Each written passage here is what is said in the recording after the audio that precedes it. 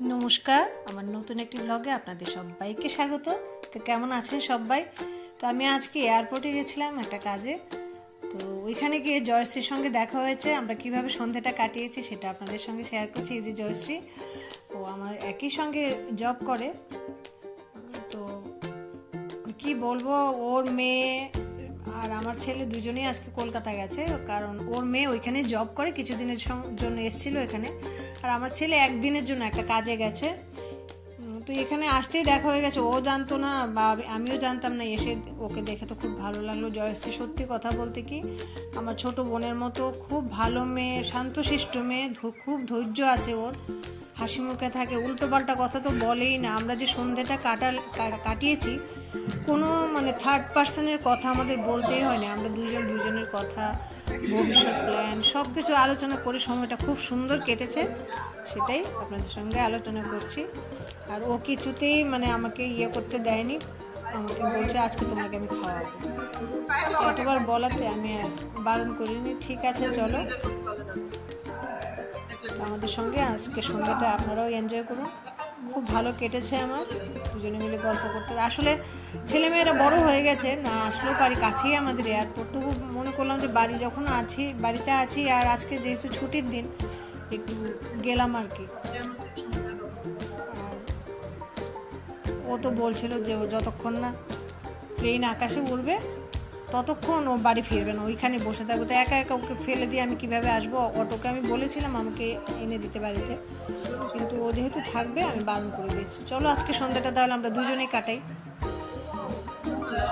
খুব ভালো কেটেছে আমাদের দুজনে।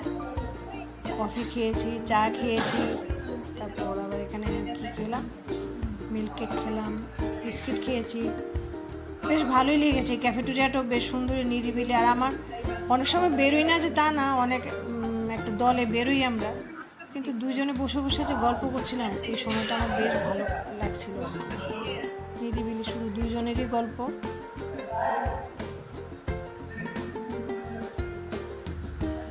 ও তো একদম উল্টোপাল্টা কথা বলে না, কারোর সম্পর্কও বলেন, আমার ওইটাই ভালো লাগে আর কি।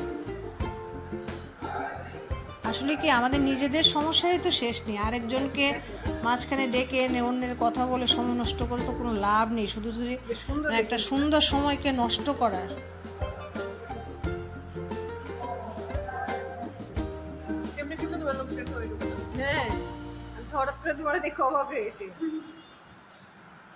খুব সুন্দর, বেশ নিরিবিলি আছে, এই জন্য সবাই তো আসলে চলে গেছে, প্লেনটা ছেড়ে দিয়েছে, এই জন্য সব ফাঁকা হয়ে আছে। এই যে মিল্ক কেক,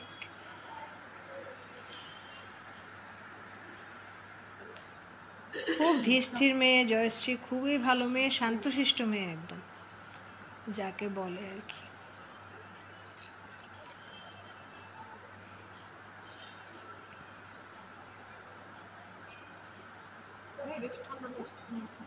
খুব টেস্টি টেস্টি কিন্তু, না বেশ ভালো লাগছে খেতে মিল্ক কেকটা।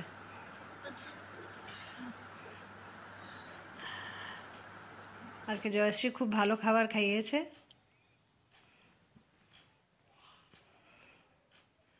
আমি একটু ঘুরে দেখালাম, কফি খেয়েছি, ও আবার বলছে চলো একটু চাও খাই। যতই কফি খাই না কেন, চায়ের টেস্টই আলাদা। আচ্ছা ঠিক আছে চলো চাই খাই আবার।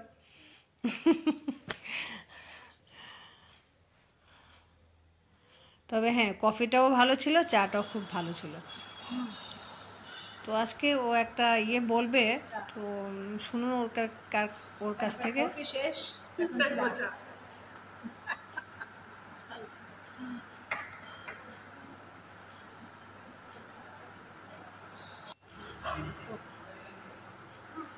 বলো একটু, তুমি ওই যে তোমার ভাই তো নেপাল যাওয়ার কথা ছিল, একটু শেয়ার করো তো কি হয়েছিল ওই দিন। নেক্সট ফ্লাইটে যাওয়ার জন্য তারা টিকিট কাটে, নেক্সট ফ্লাইটে অনেক লিস্ট তো হয় না। তারপর তারা কি করলো, নেক্সট তারা ওরা জিজ্ঞাসা করেছে কি কয়টা সিট আছে, কয়টা সিট আছে, তো বললো যে 8টা সিট আছে। 8টা সিটের মধ্যে আর নেক্সট ফ্লাইটে হলো টিকিটটা তারা তাদের মধ্যে মানে 70,000 টাকা ছিল মানে টিকিটের প্রাইসটা, শুধু 5,000 টাকা লেগেছে কি, আর বেশি লেগেছে দুজন। ভালো তথ্য জানা গেল তো। মানে আড়াই করে 5,000 টাকা বেশি লেগেছে।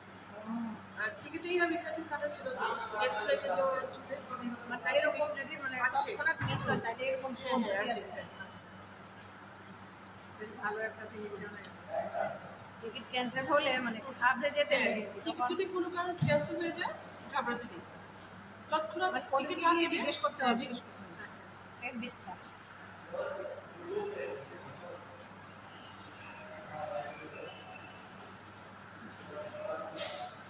তো আমাদের যদি অনেক সময় কি হয়, এখন তো খুব কড়াকড়ি হয়ে গেছে, যে ওর ভাই কি হয়েছে মানে এয়ারপোর্টের 3 মিনিট দেরিতে এসছে, ক্যান্সেল করে ফ্লাইট ক্যান্সেল করে দিয়েছে ওরা।